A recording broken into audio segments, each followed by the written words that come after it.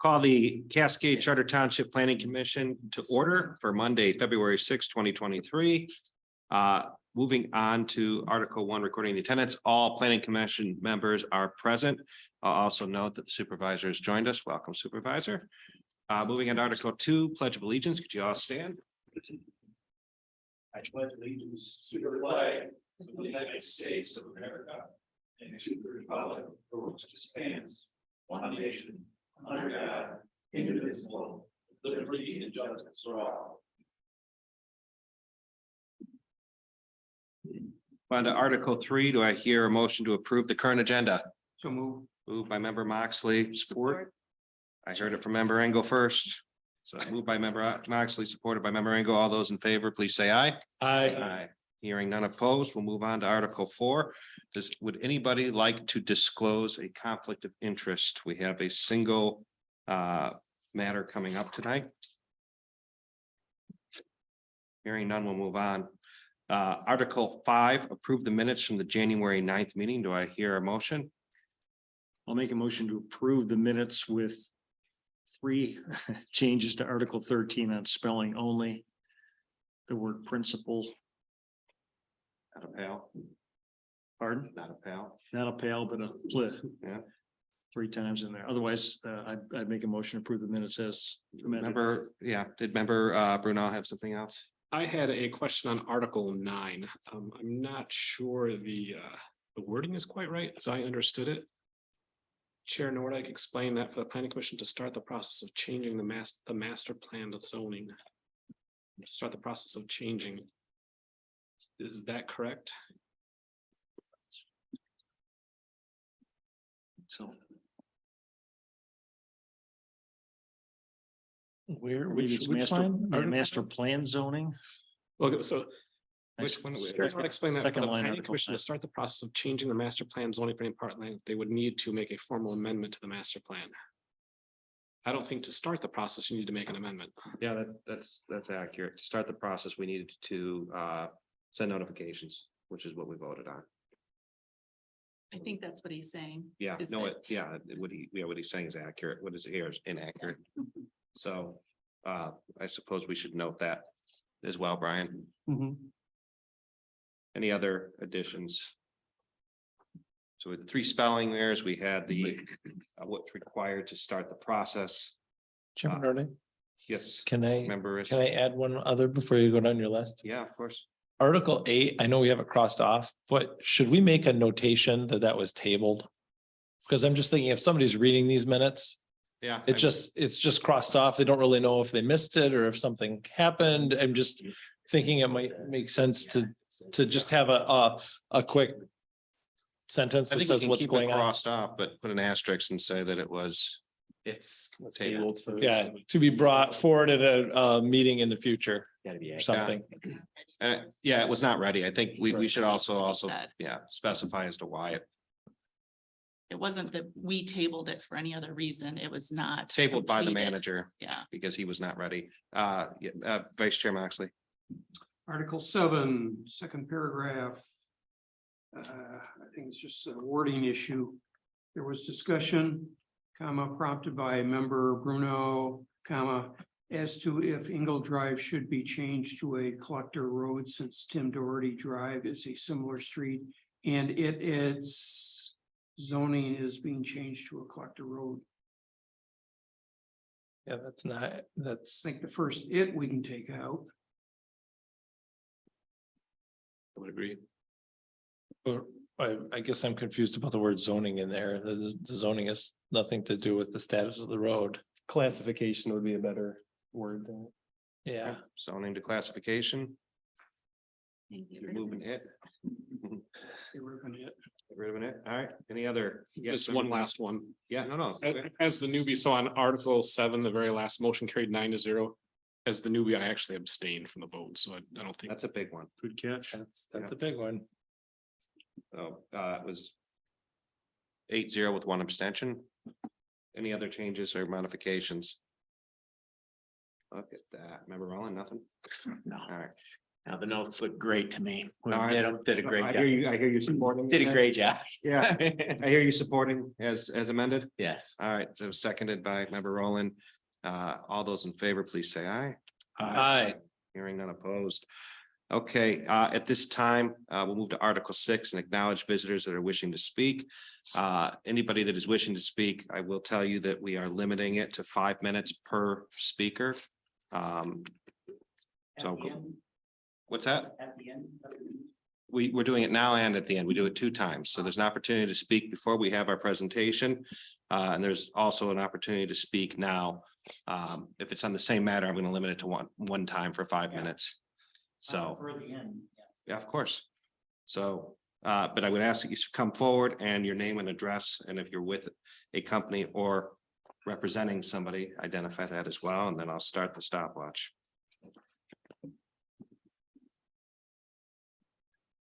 Good evening, Chair, Vice Chair, other members of the Planning Commission. And I think Supervisor Lesprince is with us, if I'm not mistaken, right? She is. My name is Chad Antuma. I represent 2 clients, Visser Development and DEG Development. They own a property at 5111 Thornapple Drive. They own and manage that parcel. It's about 80 acres.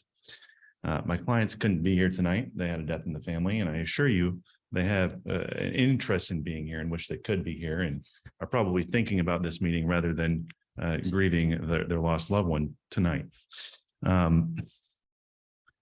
To start, I wanted to say that last night I saw an article in the Financial Times, and the title was "The Case for Land Value Tax is Overwhelming."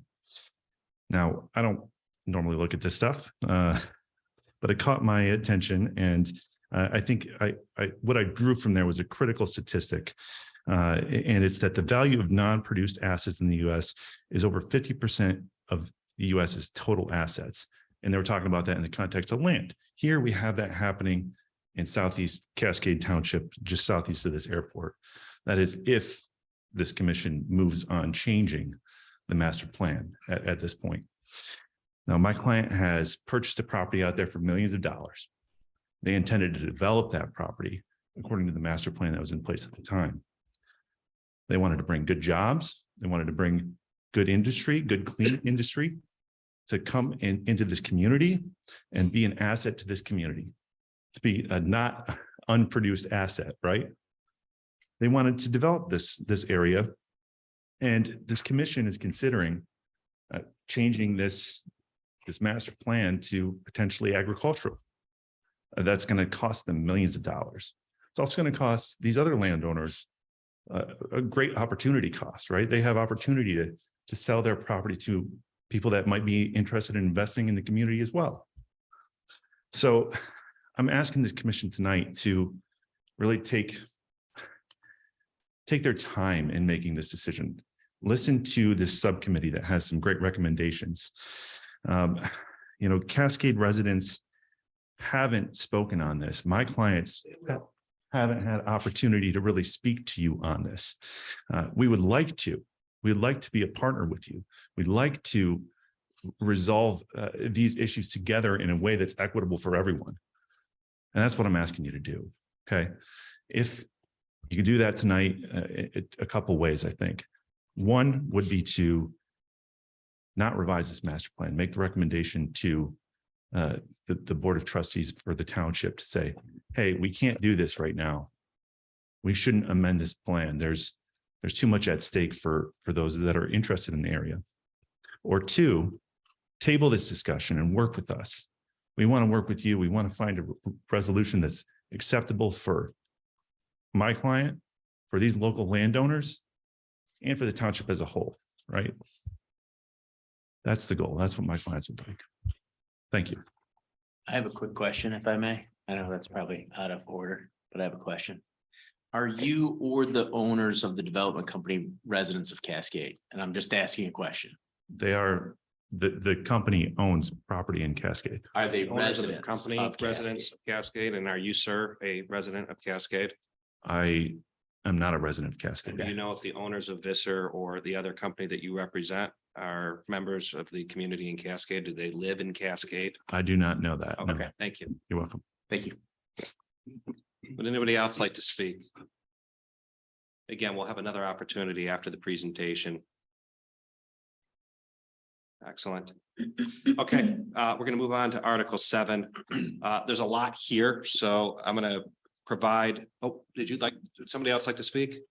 Yeah, there's someone online that does. Oh, I'm sorry. Thank you. Let me put them on.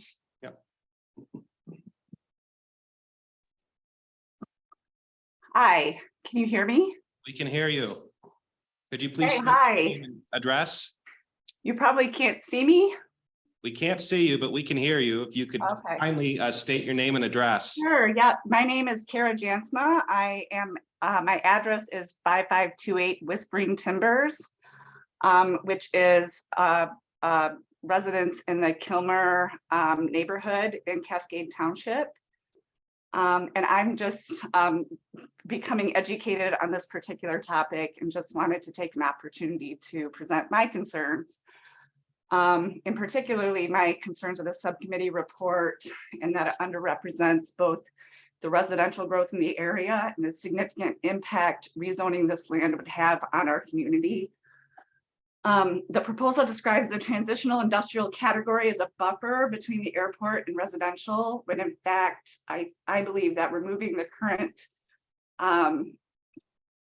agriculturally zoned area, I believe that to be the airport buffer, and putting industrial property that would open the door to heavy trucking and traffic into the backyard of our beautiful Riverside neighborhoods would have a significant impact on our community.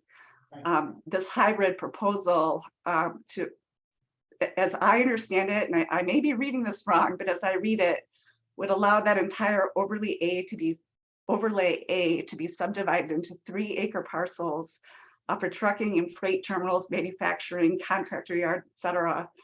And we can look forward to the decline of this region of Cascade Township, as most folks did not buy their homes with the prospect of living so near to these exciting features and the attendant benefits of increased traffic, trucking noise, and the resulting air, light, and water pollution.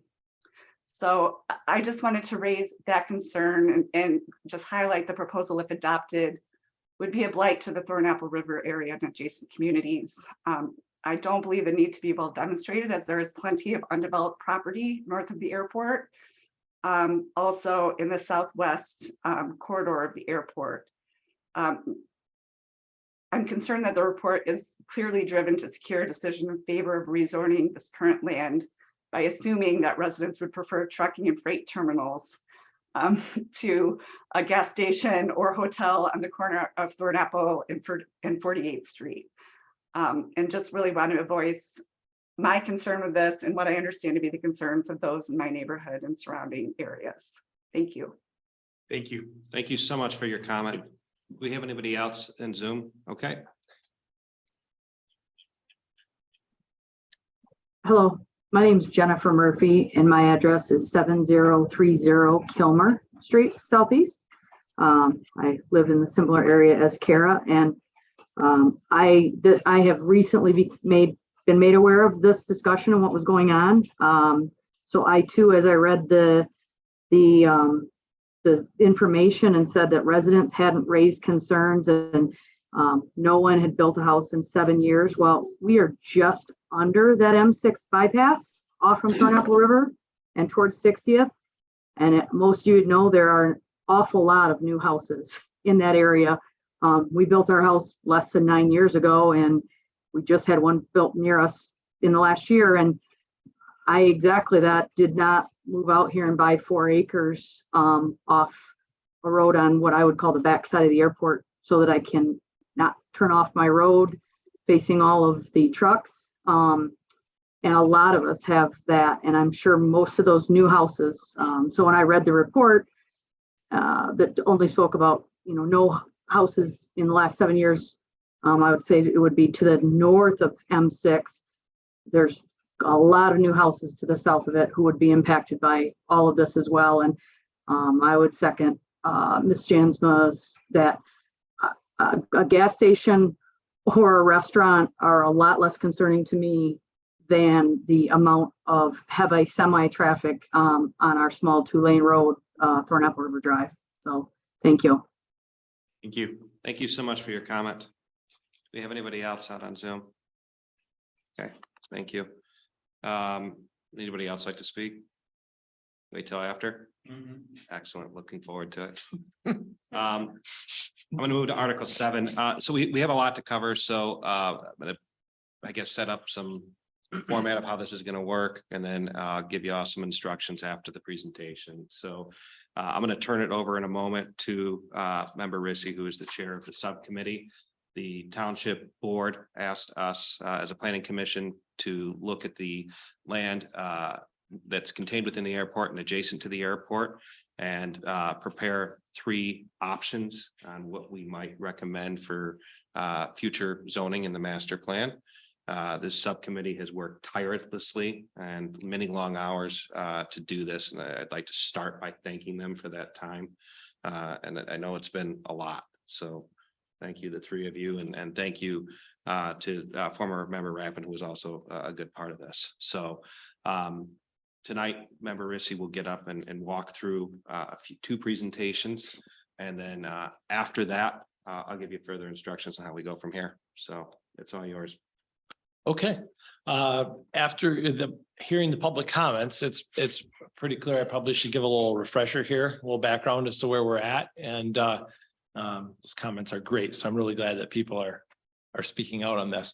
So back up the clock to, I believe it was spring. The Planning Commission had the airport made a request, or a person who was going to lease land at the airport made a request to build a temporary structure on airport property. Anybody jump in here if I get this wrong, okay? And in that request, it was an industrial site.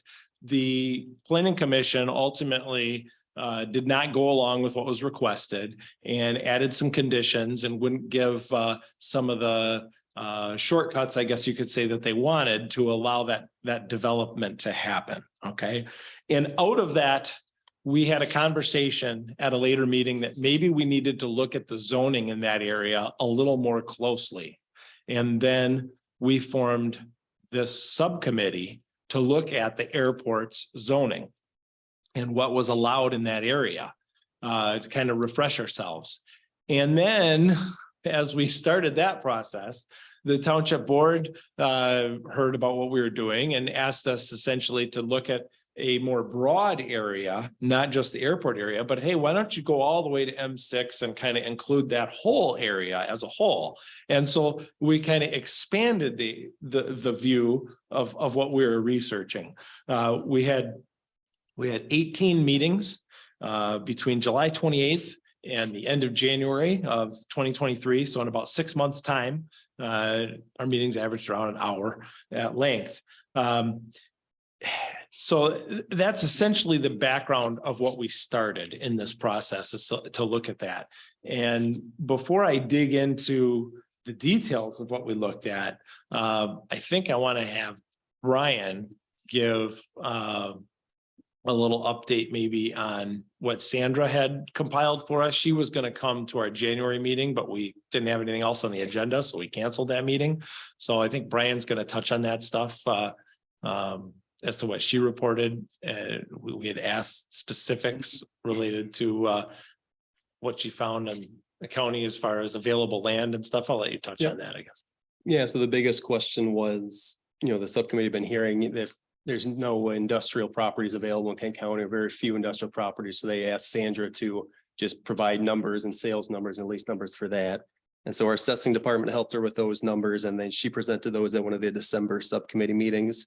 So I'm just going to give a brief summary of that information that's included in your packet there. So the data that was presented at the subcommittee meetings included in your packet, along with a brief summary memo from Sandra as well.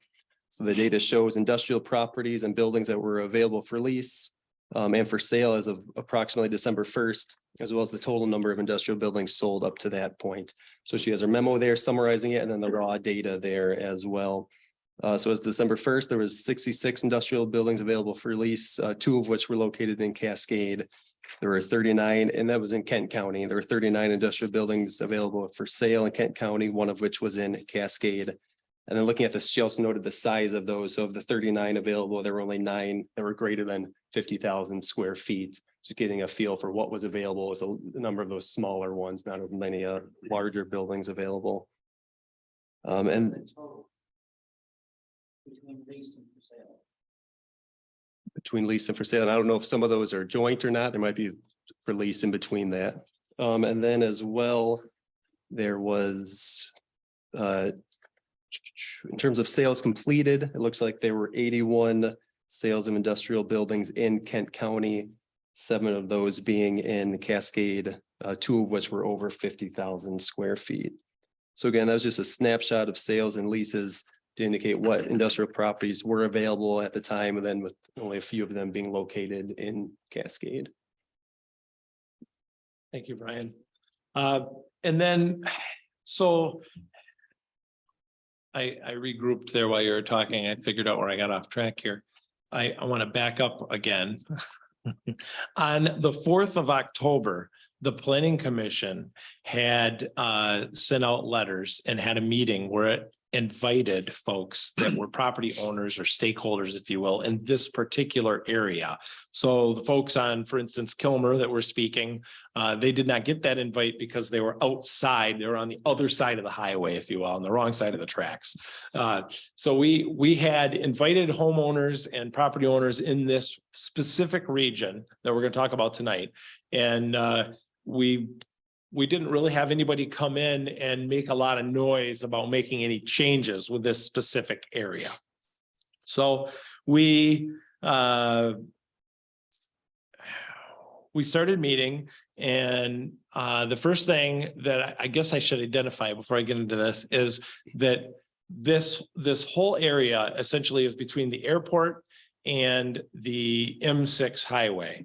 Brian will show that on the map here in a second.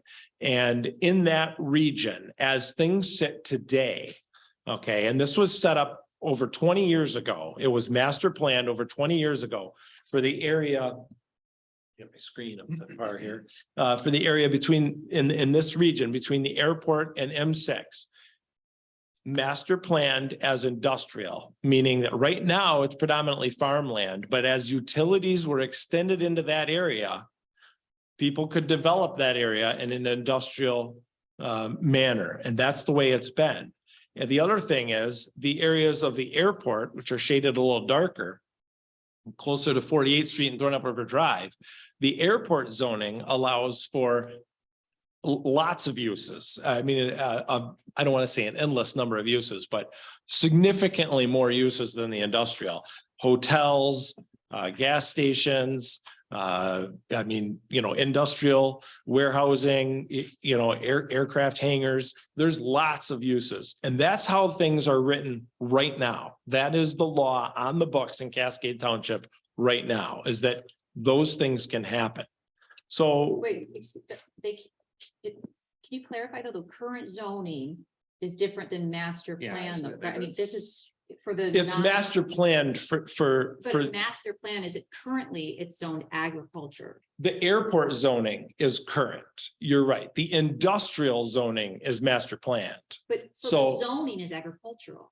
And then in a for the industrial area, the yellow is where the agriculture is. So as far as building a warehouse in the area along M6, that would be it is master planned for that. So somebody would have to come in, ask to change the zoning, have the utilities, have a plan. This planning commission would then have to approve it.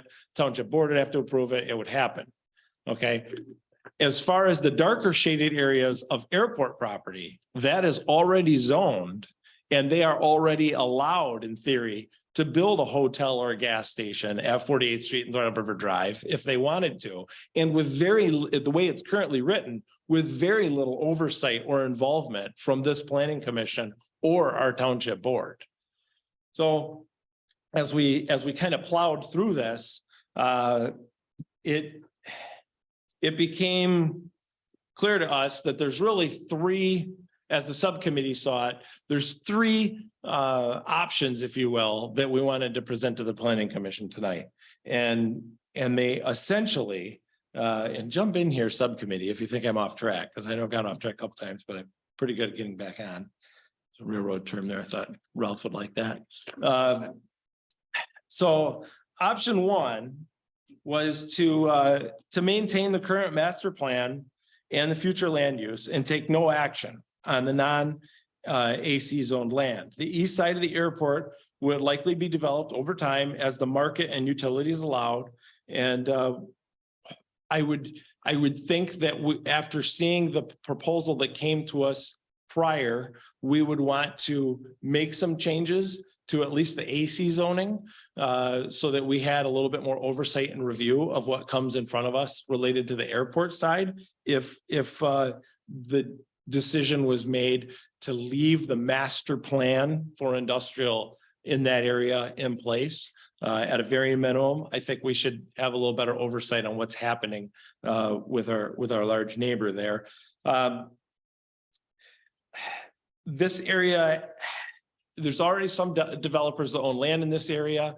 It's been, like I said, it's been master planned like this for 20 years. There have not been any new homes built in this area. I know there have been homes built outside of this area, but not in the specific region that we're talking about, that's master planned industrial. There certainly has not been a desire to build homes in that area because it hasn't happened. And land there has changed ownership numerous times. This plan obviously has the highest increased tax base for the township in the future, and the most jobs potentially, as opposed to residents. That would probably be a case. Cons of this plan. We have not directly asked for Cascade residents' input thus far, but based on informal comments and comments like what we heard tonight, we think that people would say they don't want this type of development in this spot. I think that's the direction the wind is blowing. And certainly the current AC zoning, I think there would be a strong objection to hotels and gas stations and restaurants in that area. That's just not, I think people are accustomed to seeing that in 28th Street. I don't think they want to see that in Thornapple River Drive. Industrial zoning, whether transitional or normal industrial, allows for a wide variety of uses in the area. Our zoning ordinance specifically says that this area would be marked for transitional industrial, not regular industrial. And the transitional industrial actually has smaller setbacks and different uses than the regular industrial zoning that we currently have. But the master land use map just says industrial. But if you actually read the zoning ordinance, it specifically identifies this region as being transitional industrial. If it was to change from agricultural. As we move towards an option two, we would restrict this area to just remain agricultural. The neighboring residential properties probably are going to support this one the most. But this would be changing the master plan so that it can only be farmland. We would still need to revisit the airport's on current zoning because their airport's current zoning is not consistent with that. And we would have to have those align a little bit closer because they're like apples and oranges right now. But pros, of course, no increase in traffic. It maintains rural feel and likely preserves open space. Cons, it's certainly going to upset the landowners who have already purchased land with the goal of developing it. And over here. It is, some people view that this area is a good buffer between an airport and the residential area. The highway acts as kind of a natural barrier. So some people may say that that buffer should be farmland. And then of course you have the opposite side of the aisle saying, no, the buffer should be a mix of industrial or something else. We have, let's see, I'm going to skip over some of this because I don't think I need to reread the whole sheet here that you guys had in your packet, but I want to highlight things for the people that are online. Scott, can I ask you a question? Yeah, absolutely. Is it a clarification question or a deliberative one? Because I'd like to hold the deliberative stuff until later. I'll hold it till later because I'm not quite, I mean, I don't know.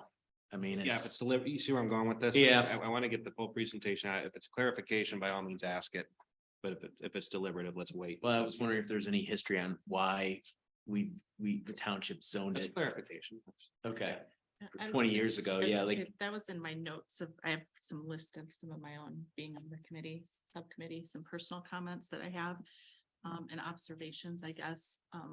One of the things that we did ask Brian in the very beginning was to try to, because it was 20 years ago. Yeah. To try to pull the meeting minutes from the planning commission meetings when it happened, to Right. find out what the context was. What their thought process, Yeah. yeah. And we basically got pretty much nothing. It really, correct me if I'm wrong. Former Director Peterson presented it with a recommendation to the planning commission and it was approved. Brian, does that pretty much sum up? I don't remember what it was exactly. I'd have to go back and check. Anybody else?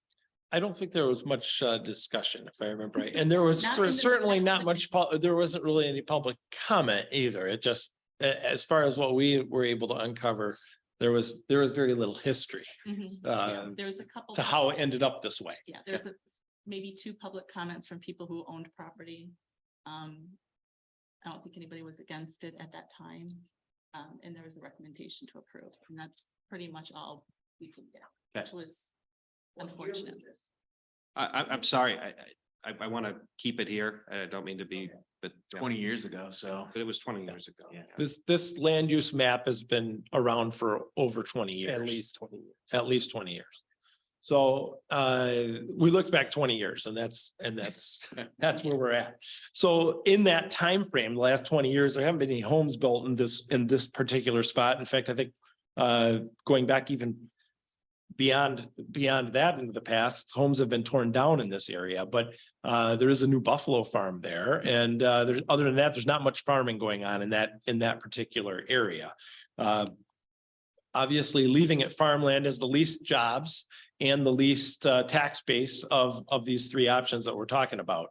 And again, leaving it farmland, I have to highlight, I'll keep saying this, but that's fine for the current agricultural land or master planned industrial land, but that doesn't assert any changes to the airport zoning. So if our township board adopted a plan to keep this as farmland and to roll back the master plan 20 some years, we still probably need to look at the airport zoned property, because that's really not going to have an effect on, roughly half of this area.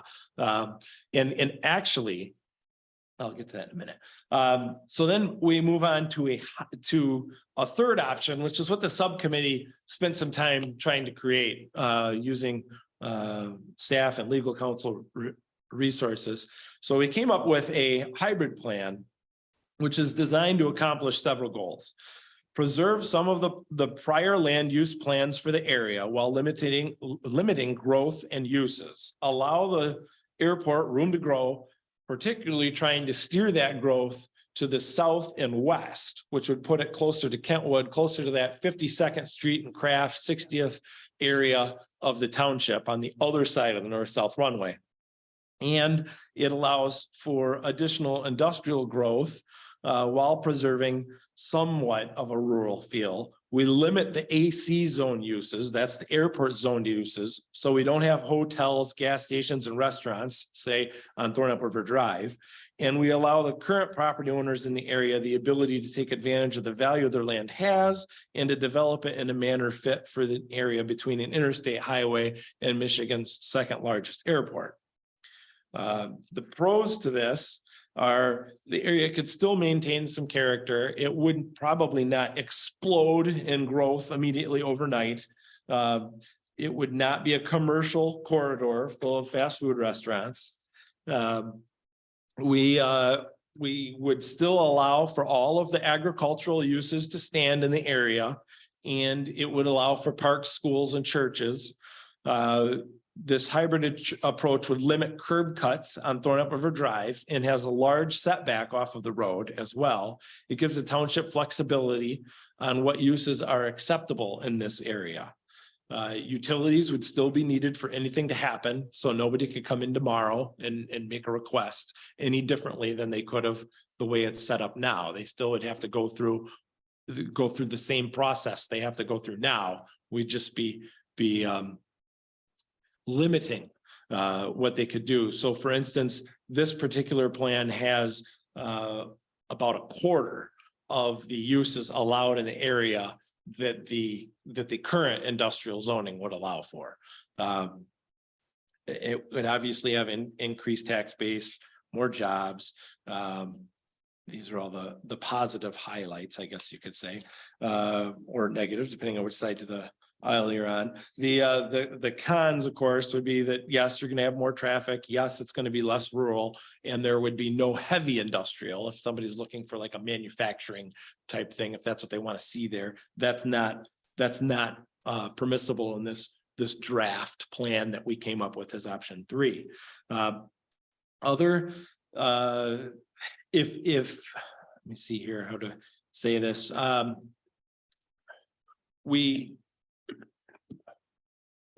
There is one thing that you should be aware of when you look at this map, and unfortunately I can't put my pointer on it here, but you see on your screen, you have Brian, if you could show the area above 36th Street or, and along the railroad that's currently industrial, just so people can understand that area in down Thorn Up River Drive towards M6, that area is already zoned industrial, just a ways north of 48th Street.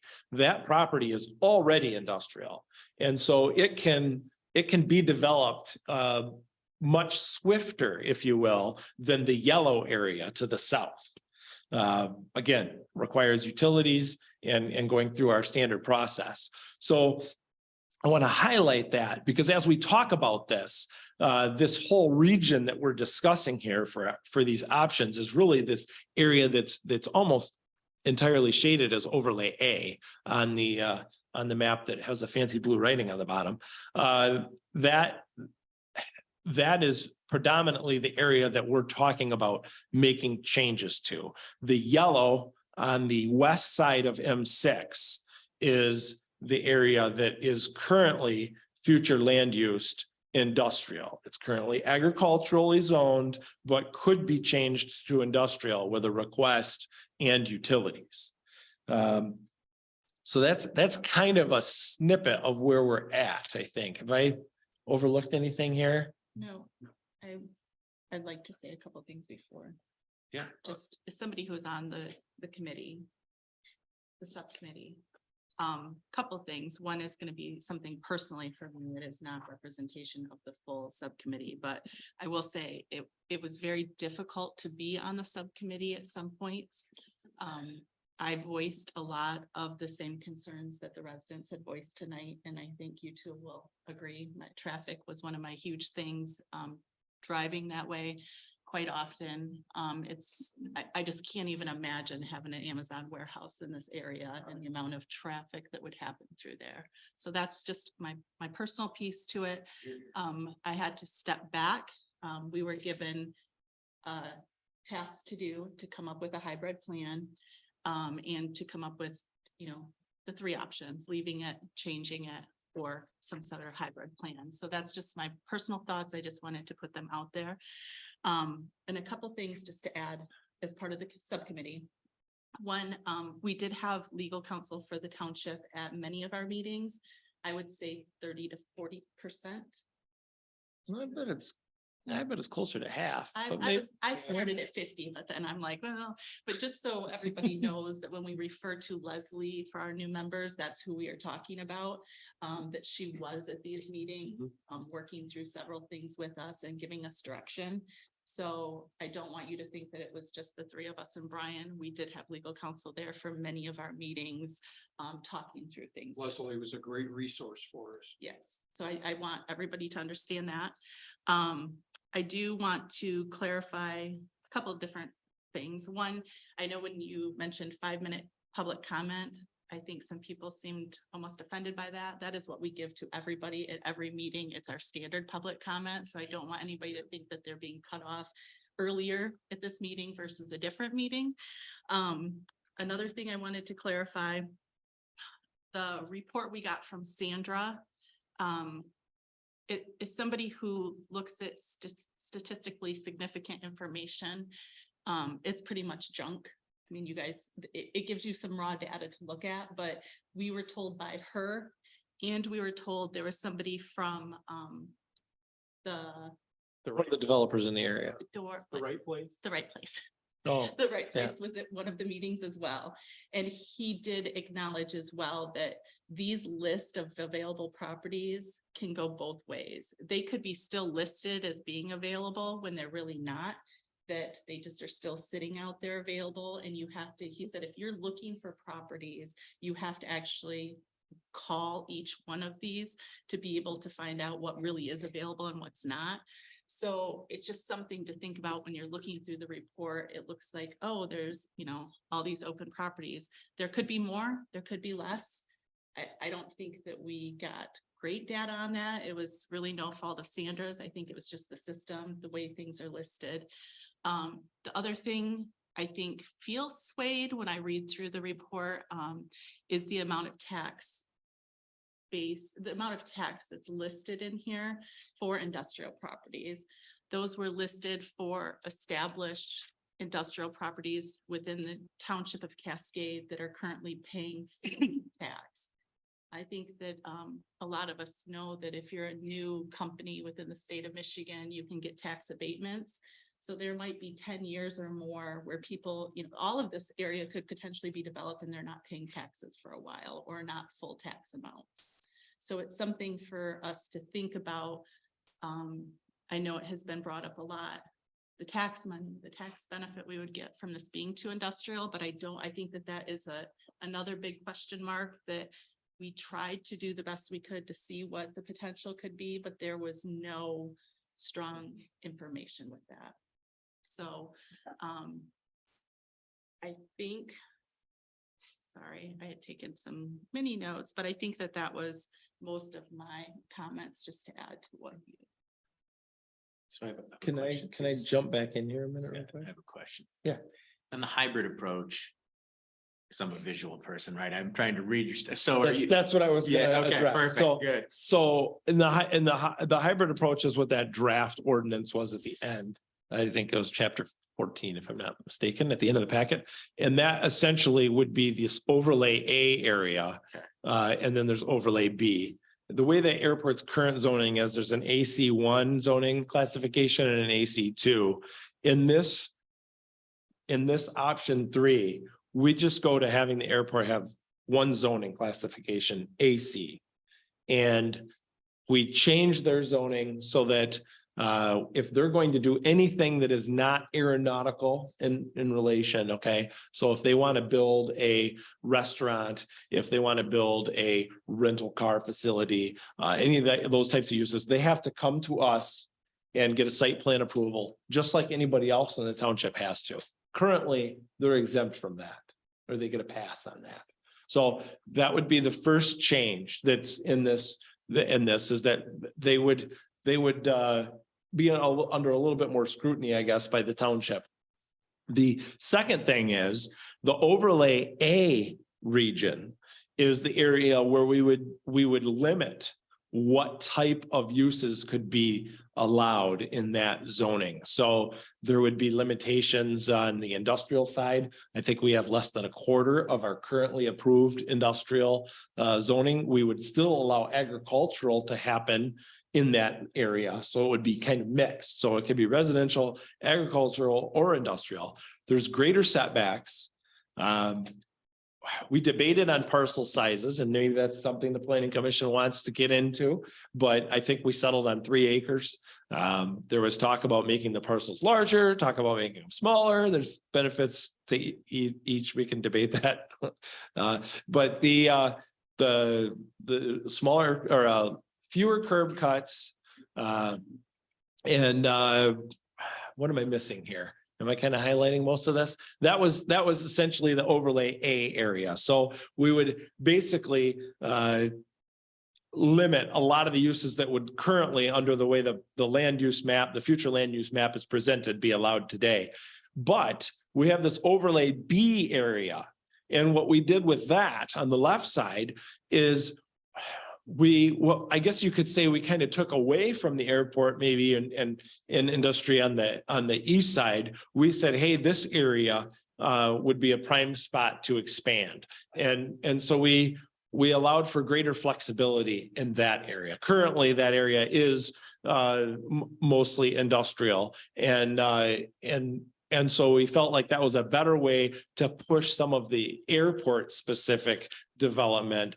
This wouldn't necessarily be the private side unless they lease to a private person, but that would kind of, the way we were setting this up was we're trying to promote it to go to the west. So that's what that draft Chapter 14 ordinance does. You could say, well, why didn't you draft something for option 1 or option 2? Well, option 1 is to maintain things the way they are. So really there's nothing to draft there. And option 2 is, hey, let's make it all farmland, in which case, okay, we still have to figure out how to deal with the airport side of it. And then also the existing land that's already zoned industrial, which is essentially, if you drew a line on the east-west runway, everything to the north is already zoned industrial. So you have to try to thread a needle there to figure out how to approach that. Is it just the green is what the airport owns? Or do they own the? No, they own some of the industrial, they own some of the agricultural as well. Member Engel has a question. 2 questions. Scott, is the committee recommending to the zoning commission that we make changes to the AC regardless of which option we pick here? I mean, that's. And just to clarify, we did talk to Leslie about recommendations in general.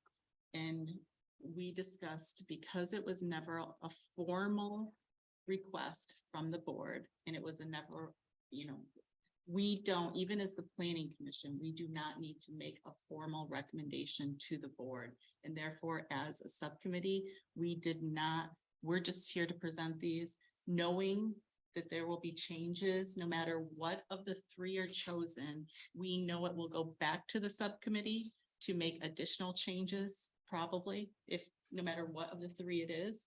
And then they will come back back and forth for tweaking down to what we need to what we want. So yeah, the process, just to remind everybody, we will take the 3 options, present them to the board. Wendy's absolutely right. That's one of the things that we need to decide tonight if we want to make a recommendation. Remember, Roland had mentioned that at a previous meeting. The other thing that we need to decide is, do we want to modify these options? But I'll come back to that in a moment. So this will go to the board. The board will then advise, look at that and come back and say, hey, planning commission, we want you to draft this, right? They'll pick one of the options. And by the way, they can amend it. They can modify it. They can say, hey, we want you to fix that AC area. I suspect they will. And then we will draft a master, what's the official title? Just a change of the master plan, because we've already started the communication process. Either zoning amendments and or amendments to the master plan. So we will draft that. In fact, staff will draft it. We'll review it. And then pass it to the board to approve. So that's the process. And I think where we go tonight is, we'll finish. If anybody has any clarifications or wants clarifying questions of the subcommittee. And then we have kind of 2 paths or 2 things that I think we need to consider. The first, do we want to modify any of these 3 options? And then after that, do we want to recommend one of the 3 options? So let's start with the first part. Is there any additional clarifying questions to the subcommittee? If I could, I'd just like to jump in here. There's so in the packet, the part that says background, there's in the 3rd paragraph, it's in parentheses, it says land south of the airport. I believe that's supposed to say east. There's a typo there. I just wanted to make that reference for everybody that it's east. So The other thing I think, Scott, is the stormwater. Yeah, I was gonna say something about that. Others, it's gonna be forgotten. It's Right. just another. piece. Right. So we started to go down the path of stormwater in the subcommittee, and we quickly realized that that's a bigger project than just this spot, if you will. We had some thoughts about the way the stormwater is categorized for the airport and for this area, as far as if it was developed to protect the river. We want to see, this being a more stricter area per se than it's in a couple different zones on our stormwater classification. And we thought that maybe that's a conversation the planning commission should have on a more broad platform outside of this particular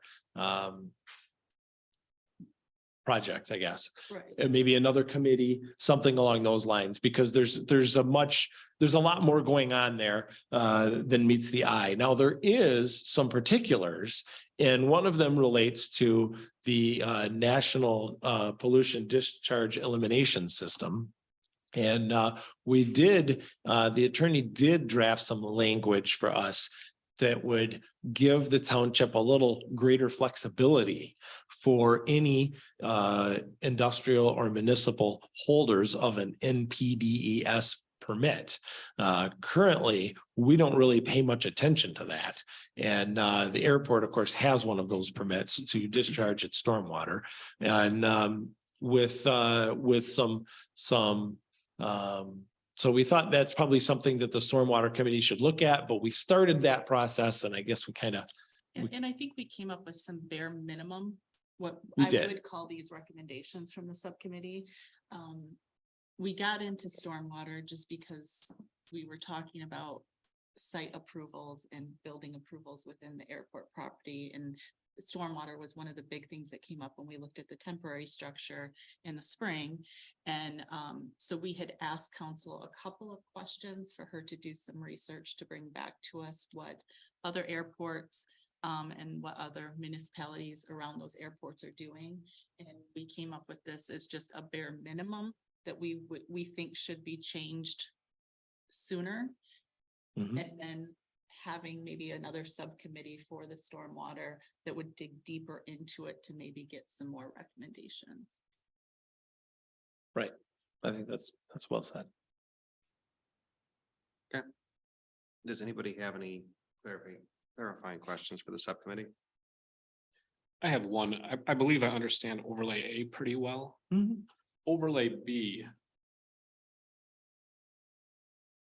There's PUD 50 and tiny development 77. There's a couple of PUDs. formerly. Yep. Yeah.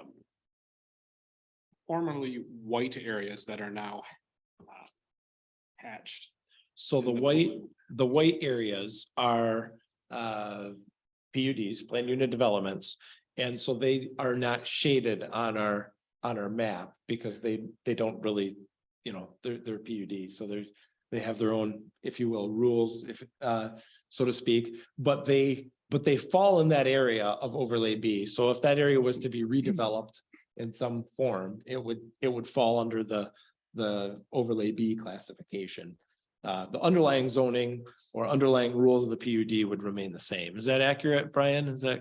Yep. Okay. Yeah, the underlying would remain the same. And like we have mentioned in the overlay B, is that any of our uses permitted in the underlying zoning district would be permitted in the overlay then.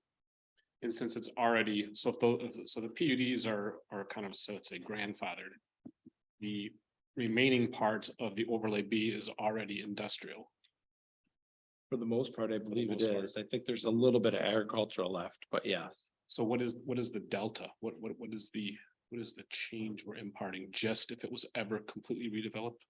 I think the main change in overlay B is that we're allowing what the airport is currently allowed to do in its AC1 area.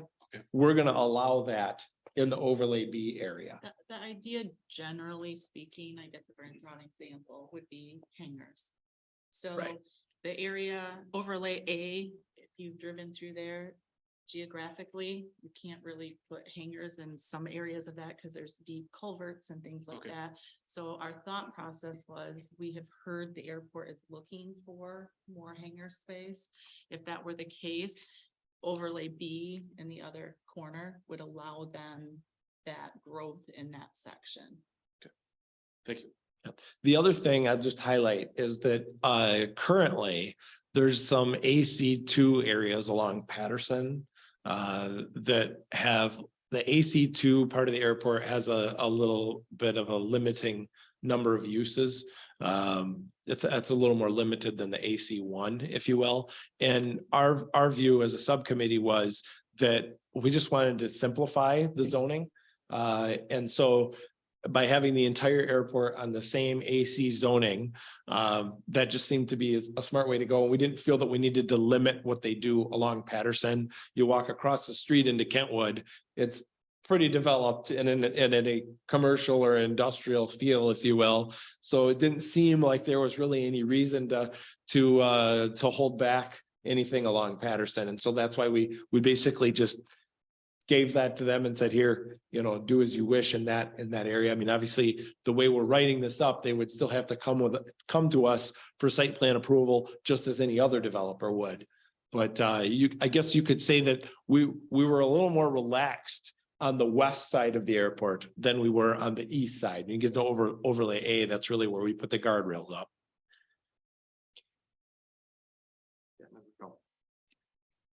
Do I understand that option 3 has more guardrails and potential for control by the township than simply leaving the current master plan in place? Well, yes, with respect to the airport zoning, absolutely. Because the current way it is today, if we did nothing, they could tomorrow come in and deliver papers. The airport could deliver papers to Brian that they're going to build a hotel at the corner of 48th or a parking ramp at the corner of 48th and Thornton River Drive.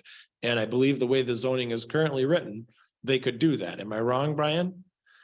AC2, we have some more site plan review. It's when it's an AC. You're right. When it's an AC1, which I'd have to look at the map to see which color that intersection is shaded specifically. To go a But little further, the industrial section through Yeah, there, they could put any. in the industrial section, absolutely. If they had water and sewer there, they could come in with an application to build a warehouse right in that area. So, And because it's master planned industrial. well, it's currently this area, the dark area is currently zoned industrial. So in that area, it's already, they just have to come in with the application, right?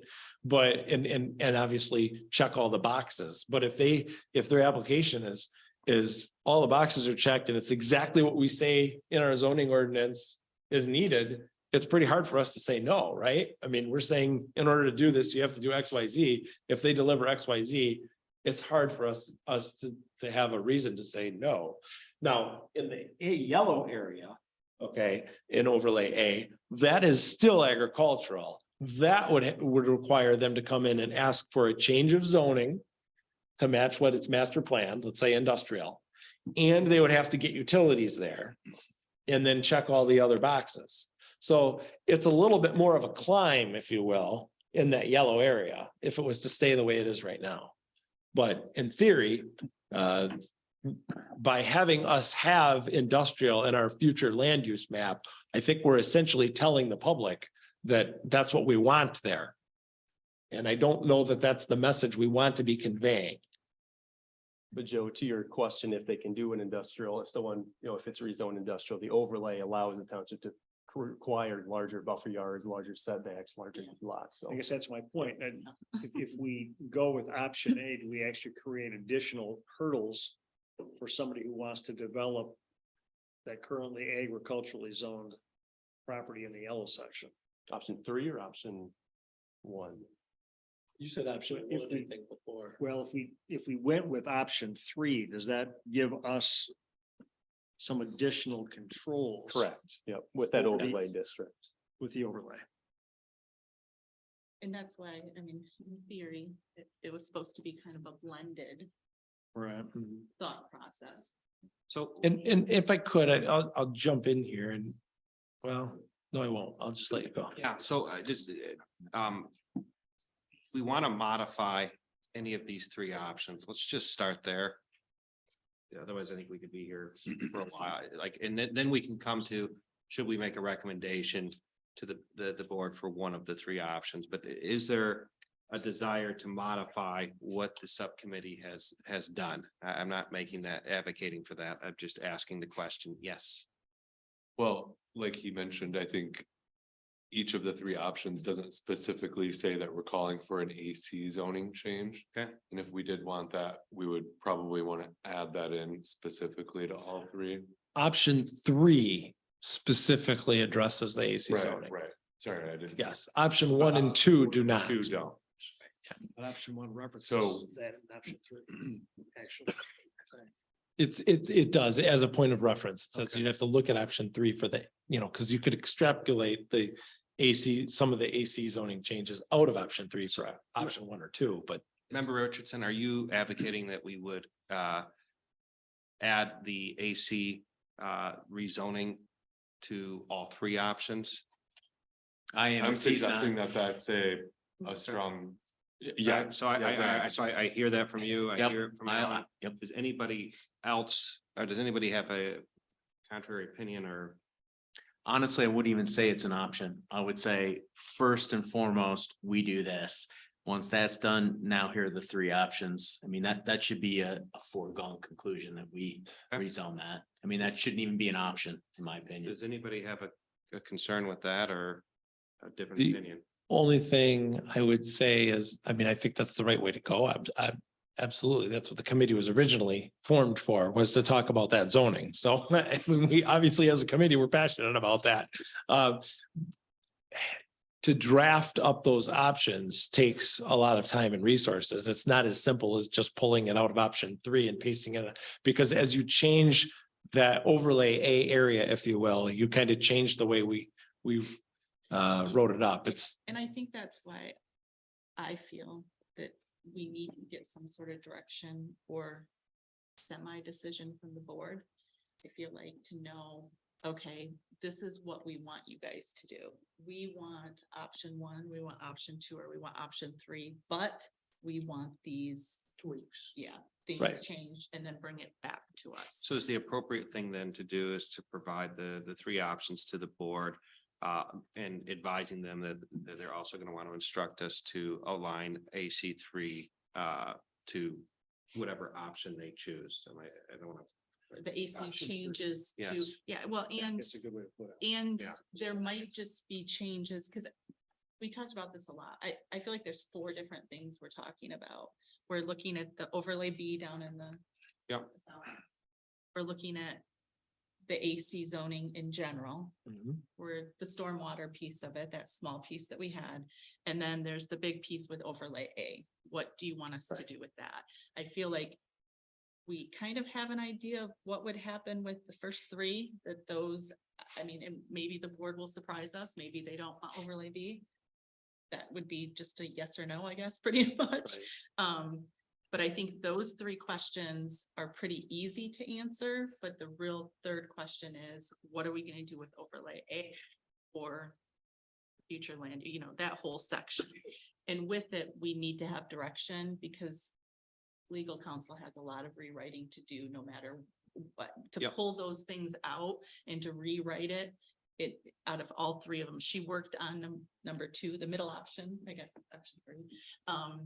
She worked on that one the most, so we'd have something to present, but whatever we choose, there's a lot of work. to do. If we had taken another 3 or 4 months, we could have had, we No. could have, really put it there, but then somebody up here might say, we want it to be this way, and then you throw it away and you start over. So, There was some frustration in certain points of the meeting of like, we're wasting our time. We're volunteering our time. The 3 of us are Yep. volunteering our time to sit at these meetings. We're well over 14 hours of our personal time. It's 7:30 in the morning. That's no problem. I could have done 5. But it felt like it became a waste. Like, we could work on this forever to present some options, but they're gonna go to the board. The board needs to make a decision and give us some direction to go back with what they want. Otherwise, it's a waste. Fair enough. I saw member Rollin raising his hand. Yes. So two things. One, Rob, sorry to mean to steal your thunder on that. I was just trying to support you. Would it be a good idea to separate the AC1 to AC2 from the three options? Because, well, don't shake your head no yet. Because they're more than likely gonna wanna, the board is more than likely gonna say, yes, we agree, proceed with the AC1 and AC2. We want to see more digging on option 2 and 3, and I'm just using that for conversation pieces, so that we can get going on the AC1 to AC2 and get that converted and not having that be held up by us doing more due diligence on option 2 and option 3. Can I respond to that? They can instruct us to do that, certainly. But they were very clear for this land that is west of the airport or east of the airport that they want 3 options. You know what I'm saying is I don't want to hold up I hear what you're saying. one for the other. Yeah. But I would argue that in order to create to create proper AC changes, we really need to know what the plan is for the surrounding area, right? I mean, you can't pick zoning across the street without knowing what's going to be next to it. And you don't put a nuclear power plant next to Hidden Hills, you know, it's just not. So I would say that for us to come back with, as a planning commission, even to come back with some recommendations of how to change the AC zoning, we would want to have an idea of what the plan was for that future land use area between the highway and the airport from the board. I mean, if their plan is option, whichever one it is, to leave it exactly the way it is, you know, then I would probably change the makeup of the airport zoning in that area to be a little bit more reflective of what's there, right? And that's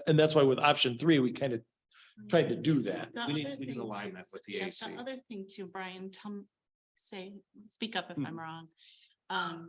Because we have started the process of making the changes, that if somebody were to come in requesting an application, we can hold them, correct? Until, because we're in the process. That's what I'm looking for. I've I already knew where instructed, you were going. yeah, I've already instructed him to do that. Yes, and So he talked about that with legal counsel at our subcommittee. we did. meetings To get that clarification. We talked about it here too. Yeah, I think we did last, but yeah, Yep. so we are, Remember? Yeah, we did. we are okay Okay. with that. I think it's. That's fine. I just don't want somebody to get wind of it and come in and try and, you know. We had a conversation about a moratorium and other options and yeah, we thoroughly vented that, I think. I think I want to pick something that I feel is probably not terribly controversial. Do we all agree that overlay B we should present that as an option to the board as the subcommittee has set it up in option 3? I don't think anybody's going to object to that. I don't think anybody, I'm trying to get some agreement here. I think that's what he was going. He was wanting to decouple that, I think. Yeah. But I'm okay with not decoupling it because we've, Right, well, and because there's. that was my concern. There's really 4 things. I think the Yep. stormwater and option B can be pulled out, or Yep. overlay B can be pulled out. So overlay B, we concur on. Let's go through these options. Does anybody have a strong opinion for option 1 or a strong desire to see that we just leave it as is? I'll be honest, I think you should present all 3 options. We're going to present all 3. The Okay. question is, do we recommend? Yeah, I would think we recommend personally. But that's what I'm asking. Does anybody have a strong feeling to recommend option 1? I think the answer is no, but I want to ask it. Should we vote? That's the hard part, and that's where I personally, I don't know. I'm fairly indifferent even after sitting through millions of hours of digging through this, but again, I feel like we need direction from the board on what they want to do, and I feel like I'm not 100% sure there will be board members. I think everybody has their own opinion, how strong they're going to take from our recommendation. Then That's just my personal. Then let's have a vote on We- who wants to make a recommendation, regardless of what it is. I think that will get us there because I know Alan feels strongly we should. It sounds like you feel not strongly, but feel that we shouldn't. So, let's see here. For those who are in favor of making a recommendation, will you please raise your hand so we can just get a count? with the clarification that second sentence you said, regardless of what the recommendation. Yeah, is. regardless of the recommendation, make just it- that we should make one to the township board. I think it carried weight. I think it's our job. All right, so we're gonna make a recommendation. What I'm hearing is that nobody is in favor of recommending option one, which now makes this a little bit easier. We're down to two options, okay? Well, if that's the rules you're gonna play by, you said regardless of what it is, maybe a recommendation is. We're not gonna recommend one of the three options. We're gonna recommend, Absolutely. Option 4. we're gonna Or recommend, 3.5. we're gonna make pieces of each, where they can do with what they want. Right. We're all in favor of overlay B, we're all in favor of this, but we're not gonna make the final decision as which of the three options is best. Let's get, yeah, to the crux of it too. Sorry. then. So the subcommittee thought that this may come back to us for a little bit more of a rework. There was a possibility it may come back. I want to go into the township board if we, at all possible. They've asked for it. I think we owe it to them to get it there. And I feel as somebody on the subcommittee, I would rather, no offense to everybody here, get some direction from the board, Concur. what we want to tweak before we go back to the drawing board. I think that would be the best So interest of the taxpayers for sure. does anybody have a strong feeling for option 2 where we would keep that area agricultural? As it sits? I do. Okay. Can I make a comment about that? So I'd like to make a comment too, and I'm wondering if we should have the gentleman he was gonna speak at the end, speak now before we. Do we all need to? But we don't have a public hearing. I like Okay, that. I'm just saying, like, I think we, in fairness to him, we know what his opinion is, and I look forward to hearing it, but we don't, there's no public hearing. Okay. And Right, and I will say, again, it's hard to pick one of these, because I think we all are gonna wanna have our butts. You know, and that's part of the problem. I think it should be agriculture, but I think the AC zoning needs to be tweaked. You know, and that's what's hard about trying to pick one of all of these. It goes back to your point of they're two, everybody's gonna have a different blended opinion, it feels like. that's, but we have to get to concurrence if we Should- want to make a recommendation. Can I add one point about option 2? Personally, my biggest fear with option 2 of leaving it the way it is, I think is that, or I'm sorry, not leaving the way it is, changing it to agricultural or farmland. My biggest concern is that 9, 10, 20 years down the road, there's different people here and there's different people on the township board. And this gets cut up in a way that it gets changed in a way that is maybe more like it's master or future land use planned for now. And I feel like if we kind of lay down the rules now, I feel like we have a better we manage this area better than leaving it untouched for the next person, because my concern is that somebody whoever decided to make it this way in the first place 20 years ago might be here and carve it up the wrong way, so to speak. That's. Does anybody else have a thought on option 2? Well, I would like to say that, again, going back to what I mentioned earlier, if all three options are, it's assumed to go in addition to some AC zoning changes. Yeah. So with that in mind, to me, option 2, see, I don't understand the mistakes that were made 20 years ago, but I can see clearly that before that, craft, if you draw a straight line on the map from north to south, was the dividing line of where industrial stopped. Now, you can say the east side of craft, we've allowed historically industrial to grow there. But to move it beyond craft, it's clearly the hard line that was intended from the beginning, 60 years ago when the airport went in. And to slowly let them, inch their way east for whatever reasons is against the plan that was in place before the plan happened 20 years ago. Which, yeah, and I've lived here for a long time, and I'm sure a lot of us have. I don't think a lot of people within the township even know that that is future land use industrial currently. And I think that is very unfortunate. So, yes, does anybody else have a strong opinion on number two? May I see clarification from Richard? Yeah. So what you're saying, if I could maybe paraphrase. You like option 2 and how that would become reality is you shrink overlay A to be line for line with the AC underlay underneath it. I would like to see some AC zoning changes. But as far as how I feel about overlay A, yes, I prefer option 2. Okay, but you're saying option 2 with AC's changes, and that's what overlay A is, correct? So wouldn't Overlay A is larger than just the AC zoning area, I believe. It is, and that's why I'm kind of reiterating, I'm saying the change you want to see is essentially you want overlay A to shrink to Yes. fit the AC area Correct. that it's sitting on top of. Or disappear altogether. Right, and just do the AC changes, leave the underlying zoning the way it is, correct? I would like overlay A to be much, much smaller than it is on this map. Okay, thank you. Does anybody else have any strong opinions on option 2? I'm for it. I think I voiced that. I agree with, there needs to be some changes to the AC zoning. I want to learn more about 3, because before I don't, as chairman, I try not to interject my opinion. I'm going to here, just so that you have awareness. I'm a strong proponent of option 2. I don't care about taxes from industrial when the majority of our taxes come from our residential base. What I do care about is protecting the property values of communities like Kilmer, like the people who came in. And I feel industrial won't do that. I support more jobs to Cascade, but in areas that are already industrial.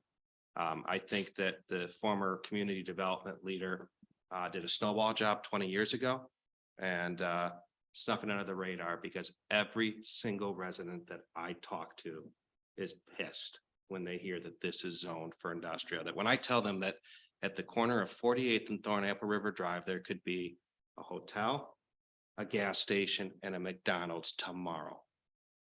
They are upset. And that to me is who I feel I'm ultimately accountable to. And I think we should all be accountable to that. But with that said, I respect the recommendation that we make to the board.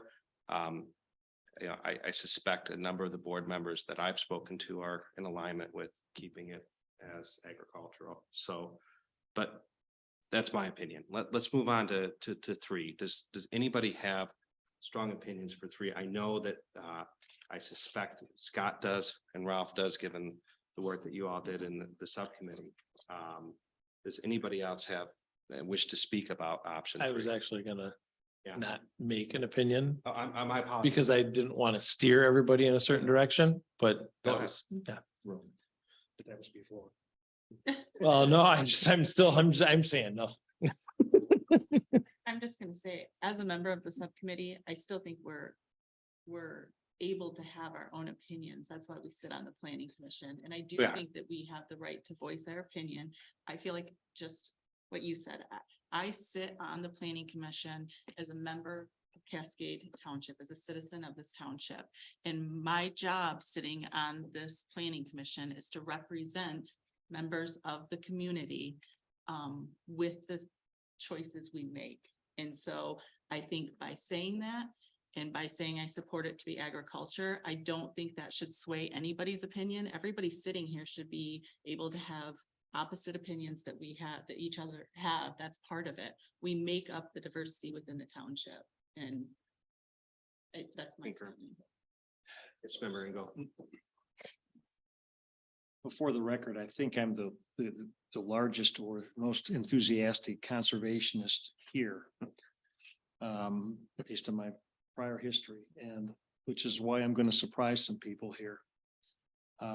I think the cat was out of the bag on this piece of property when the Paul Henry Highway went in here 25 years ago. I love protecting and preserving land that merits protection and has good ecological value.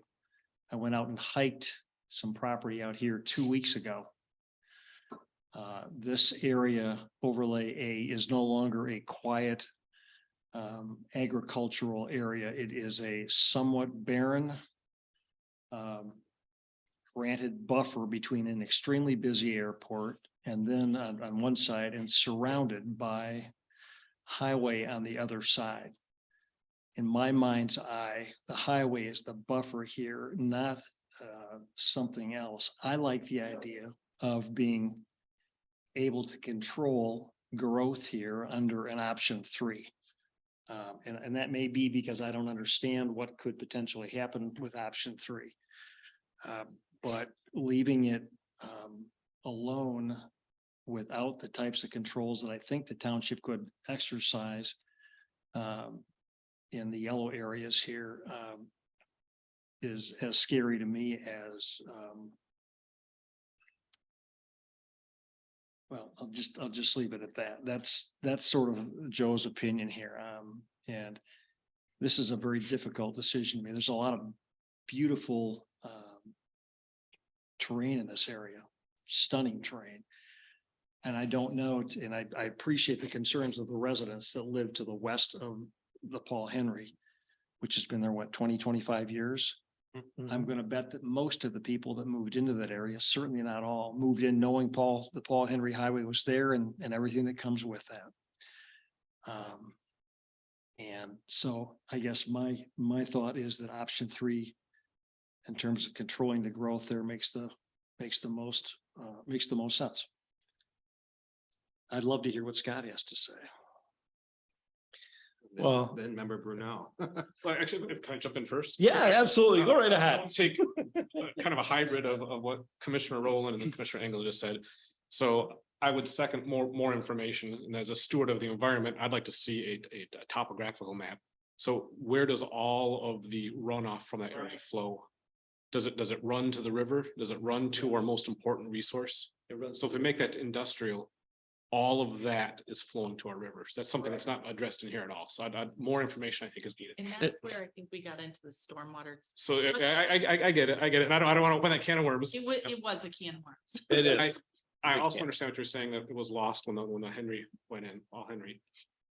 But I just came back from Colorado and I see their mass transit system. And they didn't say, let's just build industrial all along the mass transit. They have parks, linear parks, the entire length of their mass transit. And as you're riding on the train, you see people playing Frisbee. It's beautiful. You see people, it's gorgeous. So the fact that there's a major transit thoroughfare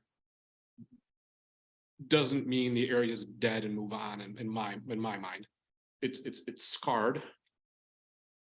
But there's still rolling beautiful terrain, as you say, and to disregard it because of one scar, I think might be unfortunate. My 2 cents. Well, you got the airport there too. It's not just a highway, but Right. I've been interrupted, sorry. Yeah, so I'm gonna give you a scenario why I want to learn more about the hybrid, right? Because if we zone it agricultural, and Grace is gonna smile when I say this, but imagine, say, I don't know, sports complex with 8 soccer and football and lacrosse fields right there. Well, if that's zoned agricultural, can't do that, right? So again, Wait, hang on, you're saying correct. Brian, tell me if I'm wrong. They can get a variance or a PUD, I guess, to develop a sports complex in that area, even if it was agriculture. Is that correct? We always use the uses in the zoning district as the standard for what would be allowed in a PUD. So PUD doesn't necessarily allow new uses, it allows just variations or smaller setbacks or things like that. So we start with that as the base of reviewing. Of reviewing, because we did talk, that did come out. That was one. so That's why we added it. We added it into the list of uses for the list of uses. hybrid. and that's good because, I mean, that's why and again, I believe in a lot of the same sentiment that you guys do, right? But I also like to have options, right? And I think that we just need to, I mean, I'm also pro-business, right? And that's good. We want jobs, we want business, we want, business to come to Cascade. We need to be selective. right? I don't want to see hotels and gas stations and big industrial and more PFAS issues with the airport, right? I don't think we all trust the airport anymore. So I just don't want to come in and just say no right away, right? Like, I think we need some more information and some more, what would that hybrid look like? What are some options? And if we do have the hybrid, can we then decide as we go, right? Because 20 years from now, the needs of Cascade may be completely different. Right? Yeah, and I think that's what we tried when we put together the hybrid, was to address all of those things you just mentioned. And I think that if you read through the hybrid, the actual document, not the highlighted version, it does address all of those things. So can I jump in here? An excellent example is what was just brought up with recreation, right? Currently, as things are today, whether it's farmland or whether you went with the future land use of industrial, you could not put a park there or a recreational, maybe I shouldn't say park, but you can't put a, like a soccer sports complex, right? Okay, but in the hybrid plan, we have the ability to allow that.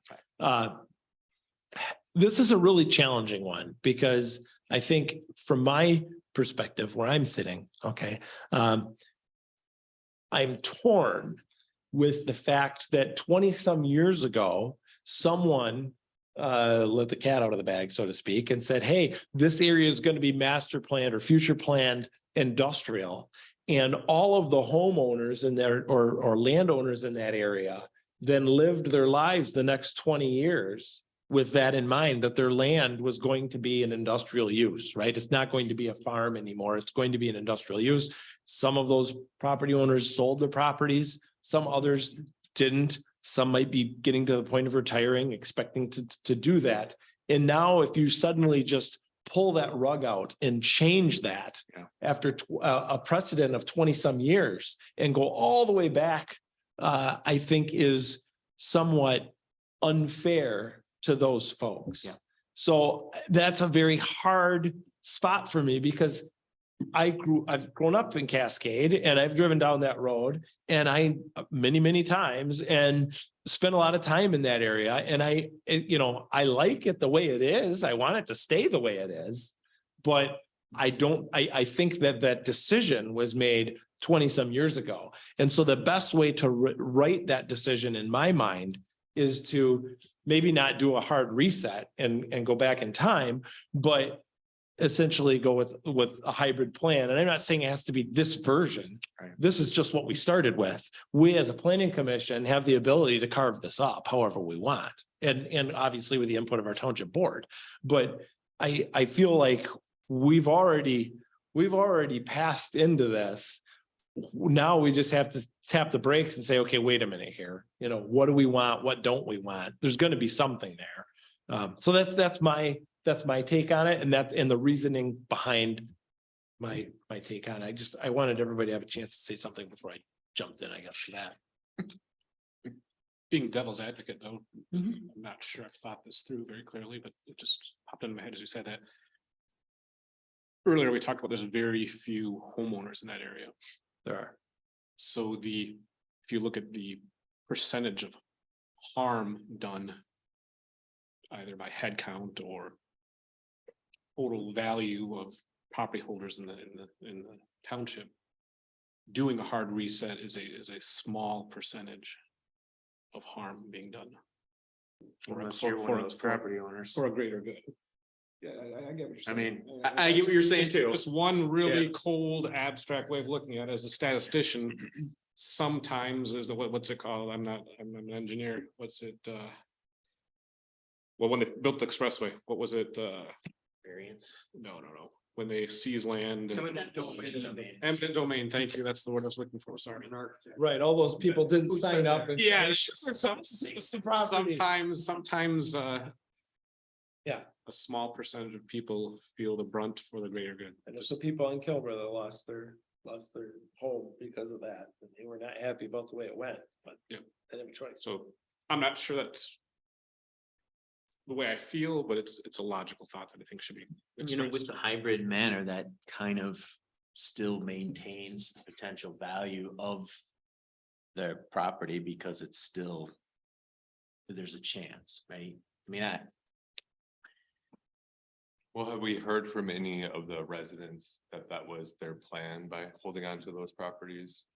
we had 3 residents show up and all 3 of them said, you know, this is really the place to do an industrial, like, we don't see what the big deal is.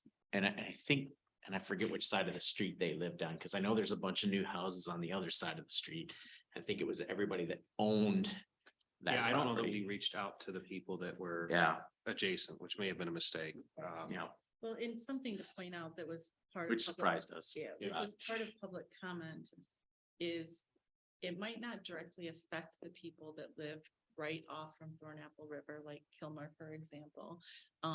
But the traffic will affect them on a daily basis when they come and leave their home. Yeah. And that was one of the hard things for me to get past was I drive this road a lot, Thornapple River Drive, through this area.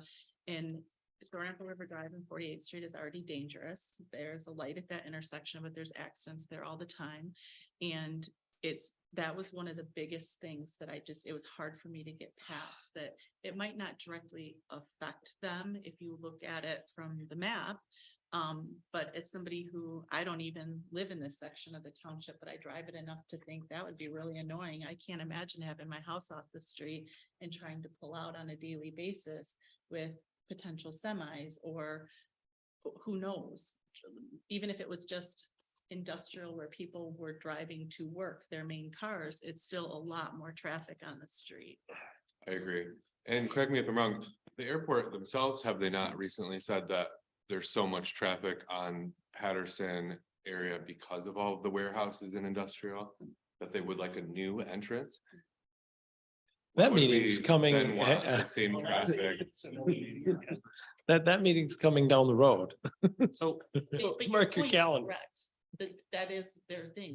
They've done an access study. They say Patterson is too busy because of all of the industrial and other businesses on Patterson. So they do want another access point to the airport, which we would then be filling with more industrial. And I think, Chrissy, the member, Bruno. I think their main reason for that they're citing for an alternate access point initially was that if right now there was an accident, let's say there was a car fire or something on John J. Ostema Boulevard, right? The airport's essentially closed. Nobody can get in or out because that's the primary road in and out.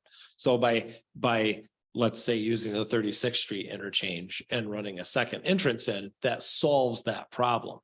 But then in the latest revision now, they have focused on M6 as a maybe not an alternate, but a second alternate.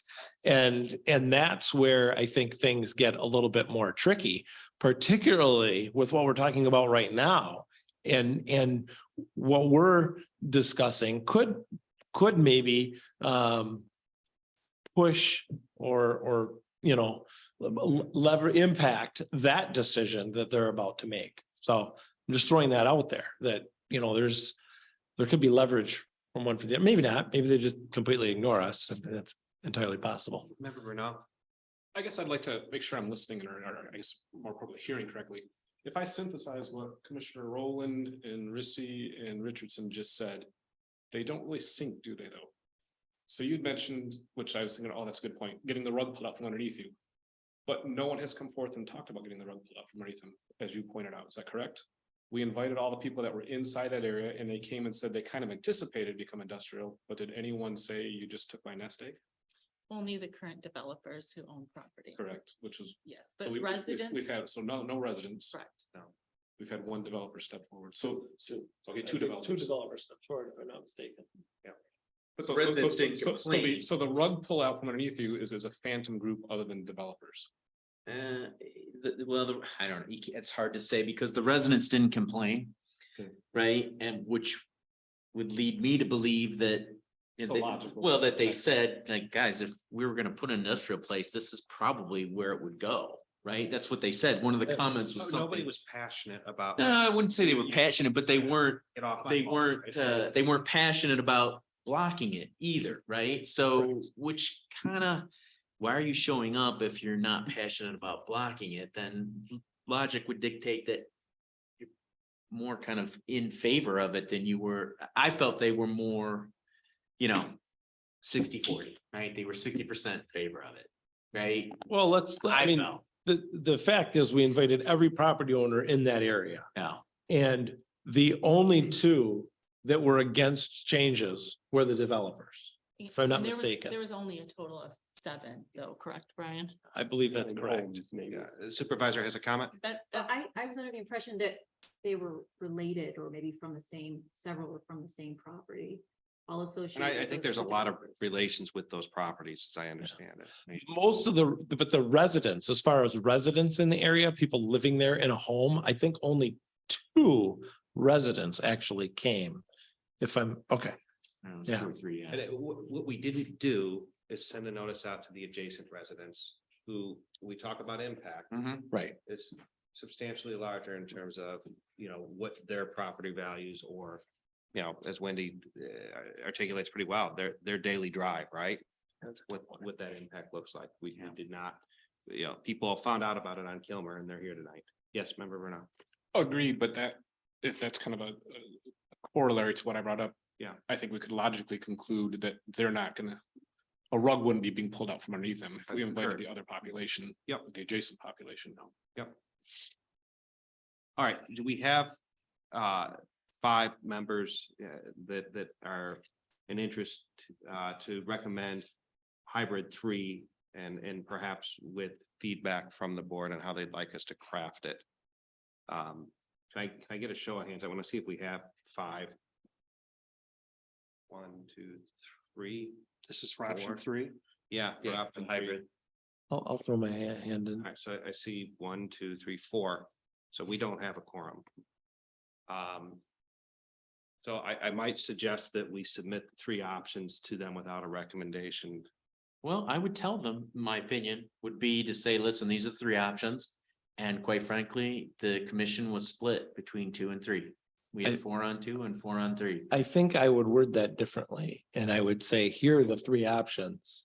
I mean, obviously, the board members are probably gonna see this, but here are the 3 options. There was no support for option 1. Okay. And I think that's how I would deliver it, Are I there, think. let me ask it another way too.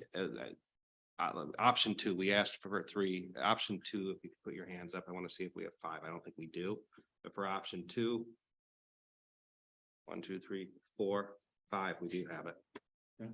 So if that's the case, I would like a motion from somebody that we submit these options with a recommendation for option 2, and I think also modifying AC 2 to match. I'd make a motion Yes. to recommend option 2 and have option 3 sent with it. We're And- gonna send all 3 options. We're just Okay, making a well. recommendation. That option Alright. 2 is what the planning commission recommends to the board. I'll make a motion. Okay, go ahead, take it.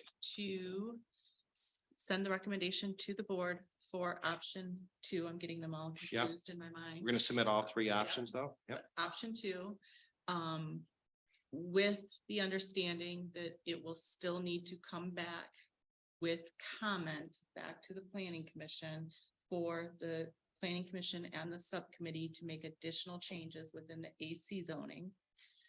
I also think, which maybe we can vote on this as I'm going through, we recommend overlay B be approved as written, and the stormwater ordinance changes as written. Okay, we have the supervisor here and trustee Nordhook. Is that if we ask for comments, you can send them to us. Give your comments. I'll support Wendy's motion. All right, so yes, thank you, member, of course, yes. Just so we're including in here, overlay B, stormwater.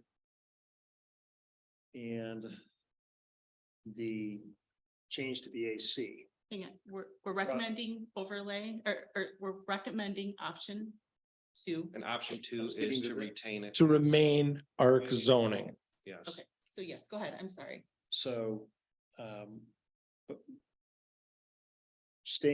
gonna approve overlay B as. As written. As written, Mhm, stormwater as proposed. mhm. And then changes to the AC as suggested in your report. And then the fourth thing would be option 2. And if I support 3 out of the 4 of those, how does my vote get counted there? I mean, that's my concern. Well, that's what I'm saying. We need to vote on. Your vote was counted on which of the 3 options you recommended. Right? Well, not yet, but it will be, sure. No, we just voted. Chris, Yeah, we voted. So that Chris, instead of portion a it, formal of a did. motion, is it easier just send this to the board and counting that, say, hey, there's no recommendations for option 1, there was 5 for No, option that's 2 not and what I 4 would- for option No. 3. You wouldn't prefer to do that. We are gonna pass a motion, Brian. Okay. And send it to the board. I think that's what we're about to do. One other note on the To this. stormwater one, though, is our engineer hasn't had a chance to look at that, so I wouldn't recommend that exact wording. I think we still have to alter that some, because he'd be the one actually enforcing that, so I want him to look at it. So may I? Yes. I think what she's saying is we're about to vote to address Commissioner Engel.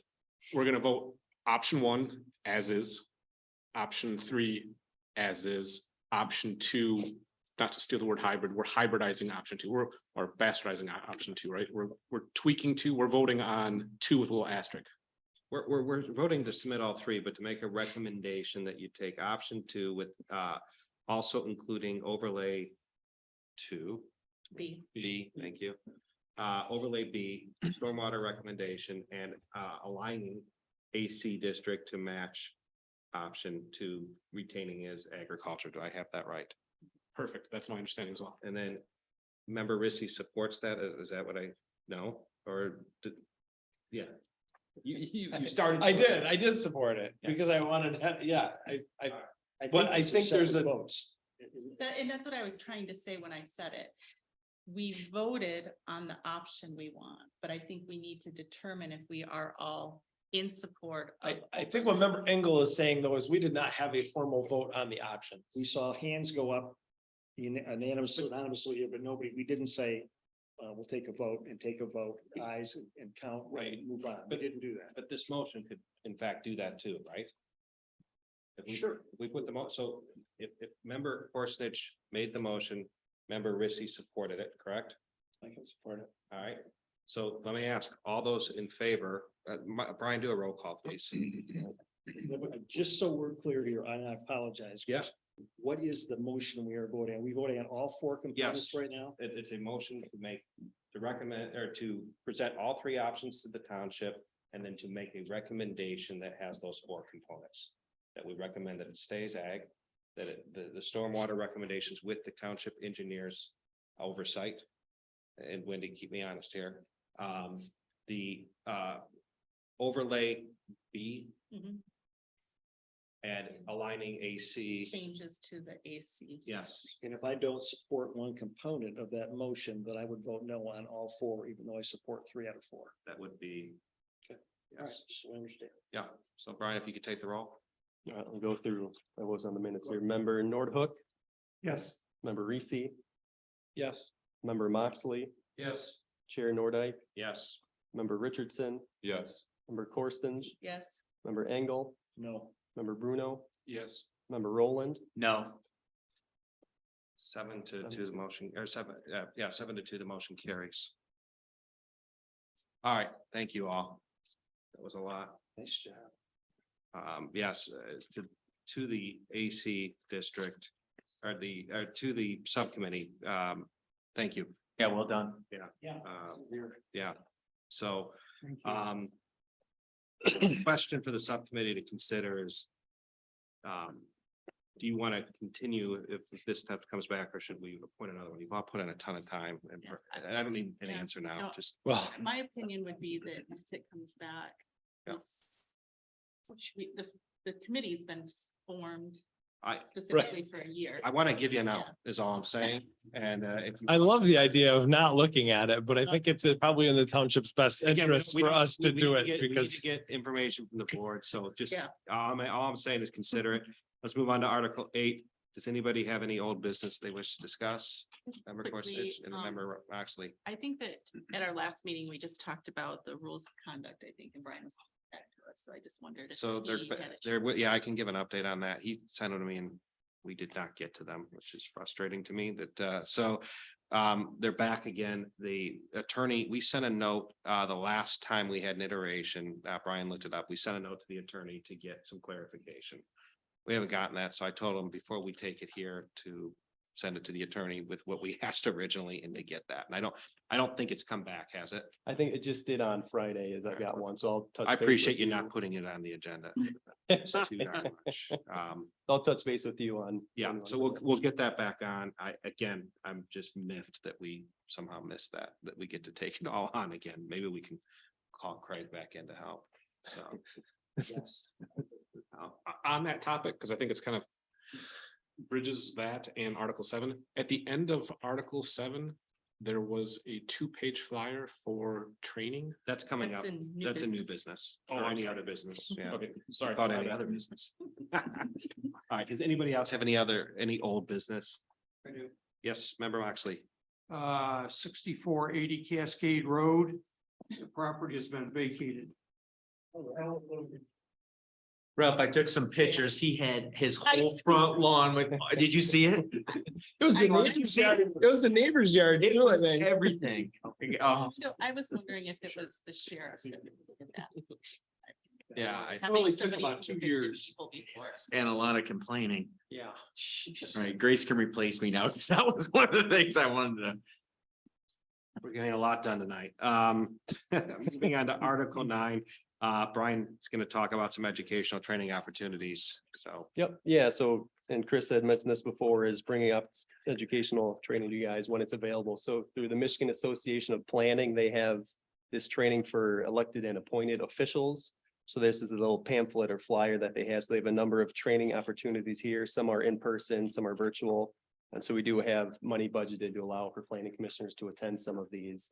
So if any of these look of interest to anyone, you can just let us know and we can help you get registered for that. If you'd like to attend them. The first one is March 1st. So at the end of the month here. So if in the next couple of weeks, if any of them look of interest to anyone, just can reach out to me and we can help get you registered for it.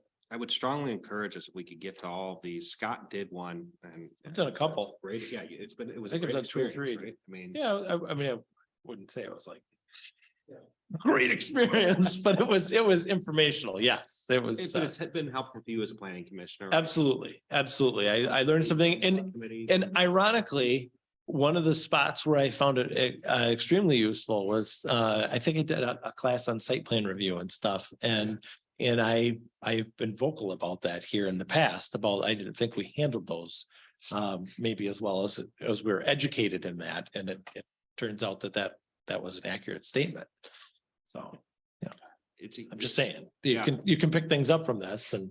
I've been pushing this for a while, like, please look at it. If you're interested, it'd be great if we could cover all of these. Yes, member Bruno. So on that last phrase you said, is the goal kind of to build subject matter expertise to Absolutely. divide and conquer? Or is the goal to attend as many as you Well, can? I think just from what Brian said, if there's something that interests you. Absolutely. More than willing, but in theory, that would create. I would recommend that you go with the one that you feel the most passionate about, because you're more than likely going to take the most out of that. If you just pick a random one because somebody said you should pick that one, you're probably not going to get as much from it. Is there one in there in Holmes Distilling? I think that's pronounced expertise. Yeah, my goal for the planning commission is that we do have subject matter expertise, but I also think it's a good thing for those who are interested to all be educated, right? There's a lot of areas where we can, quote unquote, step in it. Okay, so it's not necessarily divide and conquer. Attending more than one might be. No problem. Yep. Okay. All right, article, yes. Yeah, go ahead. Sorry. No worries. We don't need to get in deep on it tonight. I want to just bring it up. It's something that I think the planning commission, I feel we should make a recommendation to the board. Some things had come up just recently and talking about Round Hill development. And I could not tell you the name of the builder or the developer that whole, I'll call it a fiasco. who was responsible for all of that. Instead, we refer to that as Round Hill Development. I could tell you. Round Hill. I know you could, but I'm saying, I was sitting here, I wasn't part of the subcommittee.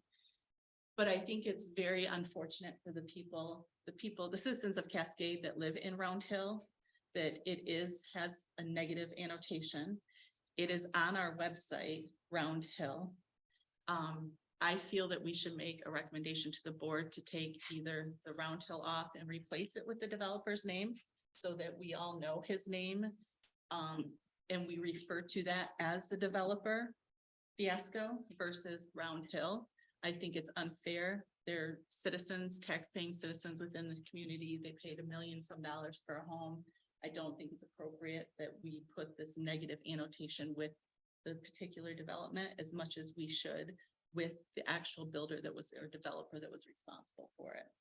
Yeah, and that was the former community development leader who did not want to upset developers. So And I think it's worse to upset residents. I concur. Yeah, just give any context. Yeah. I I appreciate that. Would that be libelous at all if we did? Well, list that I was developers? thinking maybe the thing to do would be to ask Council. legal counsel on that before you made a change. Because the question is, can we even change the name of the committee after the fact? Full disclosure, I know somebody who lives there, which is why this kind of came up. I just found out recently. I said to my husband, how you keep running into this guy at DNW? Oh, he lives in Round Hill. I'm like, Right. well, that explain it. So thinking that, I'm like, oh, he was, because it's a negative annotation in my mind because of all the things that have happened with that. And I just think it does bring the question whether it's these people who. Sorry. If the new title is a, Share something? No. first? Okay. if the new title is a I'm just factual saying we- description, I would think you'd be fine. There's no libel issue. I'm sorry, what? If the new title is a factual description, you'll be fine. That's why I asked if it was a libel with it. Oh, and I'm Resident worried- attorney, right? So Yeah, and I'm worried about the people who currently live there. Like, what if you Yeah. like to sell your home and people are like, oh, I don't want to buy a house there. There's these negative things with it. So I think it goes both ways, whether there'd be something liable for putting the builder or developer's name as the title. And the opposite of leaving it and what would happen with the residents that live there. I think it's a valid point. I mean, can you ask legal counsel what their recommendation is on this? I Yep. think Yeah, that would be ask them if there's an the issue place of to go. renaming a closed Trustee committee. Nordhook. I really think it came down to lack of enforcing our own ordinance More so than, more than anything else. And it's the same thing with the Cascade Road fiasco for over a year. We have an ordinance. It wasn't enforced. So I concur. There was nothing done to control erosion on that site it was all stormwater runoff. into the neighbor's property. And it got pushed off to the county to say it was sediment. But sediment doesn't move without water. Yeah, and So it was the all- plan included all of that and it was not enforced. So I mean, we could even name it after the individual who didn't enforce it, right? But right? yeah, but let's figure out what legal counsel recommends that we call it. That may be liable. We can talk about. With the that. acronyms we could do it. Well, I think it's a good idea to get legal. Fair. Yeah, I think let's see what legal counsel tells us to what we should and can call it, right? I think that's valid. Member Rissy. And to that point, I noticed on our township website, we have and I can only credit Supervisor Lesperance for this, but we have a long list of committees, which is great. But I'm wondering if maybe as these committees, if you will, retire, maybe we should have an archive folder and we move some of those down to the archive folder, because I think what I'm envisioning is in another year or two, it's gonna become more difficult to find the committees that are currently relevant. I mean, there's always some need to go back, but as far as, what's happening right now, that particular committee is not meeting anymore. I think there was one about worms a while back. It's not meeting anymore. These committees could probably be filed in an archive of some sort. It might just clean up the layout of the website a little, make it easier to find stuff. It's my only comment. Since we have some board members here, I thought I'd throw that out. We've had a gentleman here for quite a while, and he asked to speak at the end, and I want to make sure we give him that opportunity. So we'll move to Article 10 and acknowledge any visitors that are wishing to speak now, and ask that you limit to 5 minutes. And name and address. But come on up. Lewis. One moment, I'm gonna let you step all the way up. Come on up so that we record it, and that's how we take the minutes. So Very good. Okay. William Lewis from 7310 Kilmer Street, Southeast. And I have lived in Cascade since 1991, and I built a house near the dam of Cascade. And then had a little hiatus down in Nashville, came back, bought some property on Kilmer, and eventually bought a house that was across the street from the property that's on the river. And so I've also flown over 1 million miles out of the airport during that time, and I continue to fly out of that airport on a regular basis. I'm retired now, but anyway, I have a lot of experience with the airport and with the whole Thornapple River Road and with the river. And so I came here tonight concerned what decision you would make, and I think you made a really good decision. So thank you for all the time that you put into the subcommittee and into this planning committee. You have real sensitivity to the citizens and the people that live here in Cascade.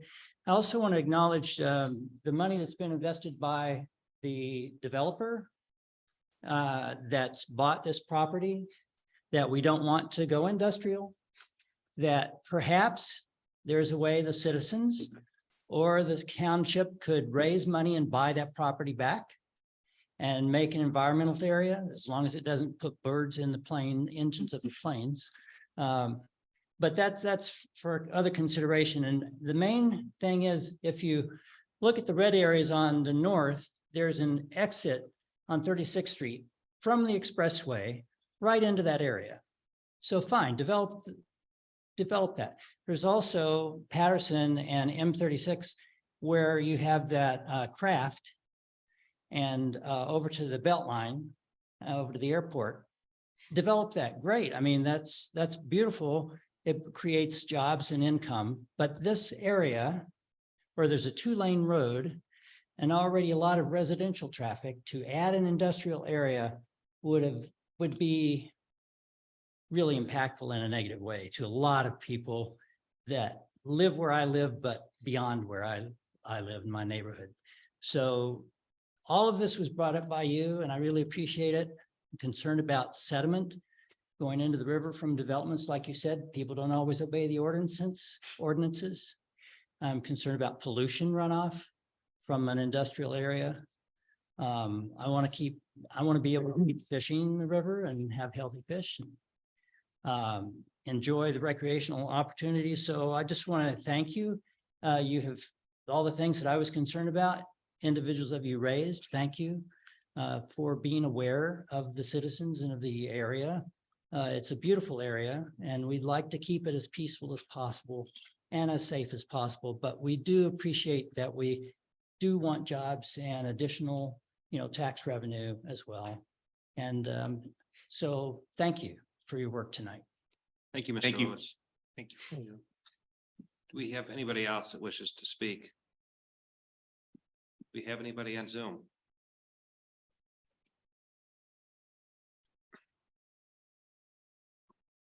I don't think anyone on Zoom wishes to speak. Okay. Good evening, Commission. My name is Doug Todd. I represent Jada Development, which owns the land at 6670 52nd Street. Overlay District A is surrounded by hard boundaries. Just as Mr. Engel mentioned, you have an airport on one side, the second largest airport in the state of Michigan, and M6 federal highway. Agriculture is the least practical in this area. Back 20 some years ago, when you look at that industrial zoning surrounding the airport, it's very practical. I mean, I'm in commercial real estate, industrial real estate. We're down below 7% vacancies, 3% vacancies. It's virtually just, users moving. There are no available properties. You're absolutely right on the data of the right place. It's very hard to get good data, both on sold properties and available properties. We're in an urgent need for that type of property. I also represented the Renhog property, which is the Visser property today. We started marketing that in 2015. I fielded calls from around the country for site selection users. None of these were heavy industrial manufacturing users. They were all engineering type, small users, industrial users, all interested in industrial users look like, nice aesthetics for recruiting and retention. That's very important today. These were all quality users. We had almost no recreational type users approach the property. We did have one, which was Top Golf, but it was next to the airport, so that wasn't really going to fly. No pun intended. But this area is really nothing but rural, and there's 7 landowners in this area. So to kind of lock it into a agricultural element is putting a significant downward value orientation on this property. And we see a hybrid A. We sat with the subcommittee and the great conversations that took place there. And we think there's both for jobs and for a balance of the community. This is not a rural area. It's far from it. Thank you. Sure. I'd suggest that, because this body has now made their recommendation and motion that you approach the board. They have these opportunities for people to speak as well. So when it goes in front of them, I would encourage you to speak to them. Thank you. Yep. Thank you. Thank you, Planning Commission, from the supervisor on behalf of the board. You guys have done really hard work. We appreciate it very much. Does anybody else wish Thanks to for letting speak? us serve. Yes, absolutely. Does anybody else wish to speak?